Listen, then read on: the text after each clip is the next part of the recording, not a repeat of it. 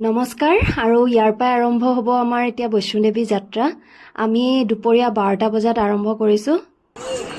আমি গৈ আছোঁ এতিয়ালৈকে 2 কিলোমিটাৰমান আহিলোঁ আৰু যাওঁতে এতিয়া 14 কিলোমিটাৰ যাব লাগিব, আহোঁতেও আকৌ 14 কিলোমিটাৰ, টোটেল 28 কিলোমিটাৰ আমি খোজকাঢ়িব লাগিব। আৰু আমি অলৰেডি বহুত ওপৰ আহি পালোঁ আৰু ইফালে ডাৱৰে ঢাকি ধৰিছে। চাওকচোন, ভিউটো ইমান ধুনীয়া লাগিছে, কিমান ওপৰ আহি পালোঁ চাওক।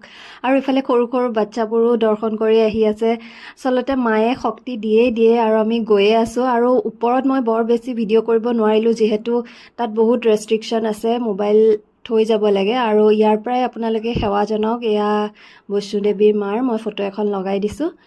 আৰু তাৰ পৰা আমি গ'লোঁ ভৈৰৱ বাবা, তাতো একদম ভাগৰ লাগি গৈছে। 2 কিলোমিটাৰ ওপৰত দৰ্শন কৰিলোঁ আৰু আহোঁতে এয়া অলপ মাছাজো ল'লোঁ। ফাইনেলি এক্সিট পইণ্টত আহি পালোঁ। আৰু এনেকৈ সম্পূৰ্ণ হ'ল আমাৰ পুৰা যাত্ৰা। বহুত বেছি ভাল লাগিলে।